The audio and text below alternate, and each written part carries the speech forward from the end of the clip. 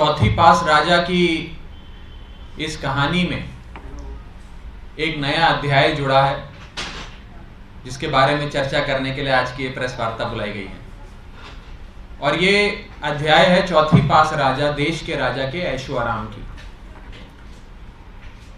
और इस ऐशो आराम के खिलाफ जिस प्रकार से इस देश के राजा ने, चौथी पास राजा ने अपने ऐशो आराम पर देश के मतदाता का, देश के टैक्स पेयर का, देश की जनता की खून पसीने की कमाई को अपने ऐशो आराम पे उड़ाया है, उस ऐशो आराम पे खर्च किए गए एक एक पाई का हिसाब मांगने के लिए आम आदमी पार्टी एक बहुत बड़ा प्रोटेस्ट, एक बहुत बड़ा प्रदर्शन करने जा रही है।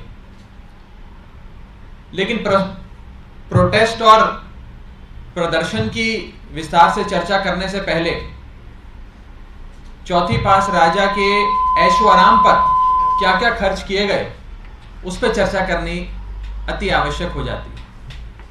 ये देश का राजा, चौथी पास राजा, इनके लिए जो महल बनाया जा रहा है, वो महल शायद शाहजहां ने भी जब ताजमहल बनाया था तब इतना पैसा नहीं खर्च किया गया होगा जो इस राजा के महल के लिए खर्च किया जा रहा। आपको जानकर अचंभा होगा कि अनुमान लगाए जा रहे हैं कि 1300 करोड़ रुपए इस राजा के महल के लिए, देश के राजा, चौथी पास राजा के महल के लिए खर्च किया जा रहा है। आपकी गाढ़ी कमाई, आपकी खून पसीने की कमाई। इस राजा ने जब कर्नाटक में आईआईटी का उद्घाटन किया तो उस 1 घंटे के उद्घाटन पे 10 करोड़ रुपए खर्च किए गए। 1 घंटे के उद्घाटन के लिए 10 करोड़ रुपए फूंक दिए गए। यही चौथी पास राजा जब पूरे दुनिया में भ्रमण करते हैं तो एक 8,400 करोड़ के एक आलीशान जहाज में सफर करते हैं। यह 8,400 करोड़ का जहाज देश की जनता के पैसे से खरीदा गया जहाज है। यही चौथी पास राजा जब विदेशों में सफर करते हैं तो बताया जाता है कि इनके विदेशी दौरों पे देश के टैक्स पेयर का लगभग 1500 करोड़ रुपए खर्च किया गया है। यही चौथी पास राजा जब अपने घर की मरम्मत कराते हैं तो उनके घर के एक छोटे से हिस्से की चूना पोताई पर, केवल सौंदर्यीकरण पर 90 करोड़ रुपए खर्चे गए। यही चौथी पास राजा जब मात्र 1 दिन के योगा इवेंट के लिए कर्नाटक जाते हैं तो उस इवेंट में 56 करोड़ रुपए उनकी इवेंट की सजावट पे और उनके ऐशो आराम पे खर्च किया जाता है। ये ऐश की जिंदगी है, ये मौज की जिंदगी है। और देश का पैसा कैसे एक राजा के ऐशो आराम पे लुटाया जा रहा है, ये उसकी कहानी है। इसी ऐशो आराम पे खर्च किए गए देश के राजा, चौथी पास राजा के ऐशो आराम पे खर्च किए गए देश के टैक्स पेयर की, देश के आम आदमी की गाढ़ी कमाई, खून पसीने की कमाई के खिलाफ आम आदमी पार्टी एक व्यापक प्रोटेस्ट करने जा रही है। और यह व्यापक प्रोटेस्ट कल किया जाएगा। मैं आपको बता दूं कि इस चौथी पास राजा को, इस देश के, इस चौथी पास राजा को इस देश के एक छोटे से सूबे के एक छोटे से मुख्यमंत्री से डर भी बहुत लगता है। इस छोटे से सूबे के छोटे मुख्यमंत्री पढ़े लिखे हैं, सबसे ज्यादा पढ़े लिखे मुख्यमंत्री हैं।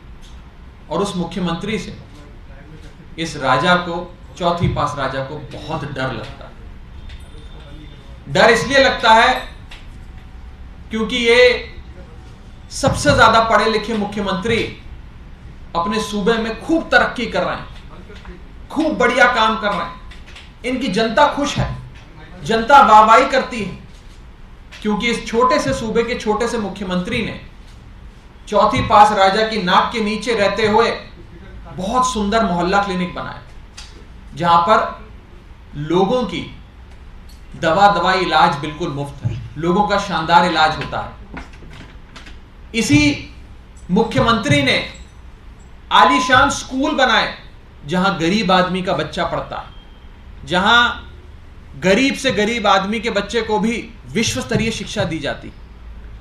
इस मुख्यमंत्री ने अपने सूबे में मुफ्त बिजली दी है, मुफ्त पानी दिया है और अपने सूबे के लोगों को एक सम्मानजनक जीवन जीने की एक बेहतरीन अपॉर्चुनिटी प्रदान करी है, एक बहुत बेहतरीन अवसर प्रदान करा। और शायद इसीलिए सबसे पढ़े लिखे मुख्यमंत्री से ये चौथी पास राजा थोड़ा डरता है, थोड़ा घबराता है। और इसी के चलते आज ये राजा अपने देश के एक छोटे से सूबे और उस सूबे के छोटे से मुख्यमंत्री के पीछे हाथ धोकर पड़ा हुआ है। मैं ये भी बताना चाहता हूं कि इस राजा ने अपने दोस्त के माध्यम से खूब हजारों लाखों करोड़ रुपए कमाए हैं। अपने खास दोस्त को सारे ठेके दे दिए, बिजली का ठेका दे दिया, कोयले का ठेका दे दिया, सी पोर्ट दे दिए, एयरपोर्ट दे दिए। और ये सारे ठेके जब अपने एक दोस्त को दे दिए, उसका नतीजा है कि आज देश भर में बिजली महंगी होती जा रही है, देश भर में महंगाई होती जा रही है और देश भर में जनता त्राहिमाम त्राहिमाम कर रही है।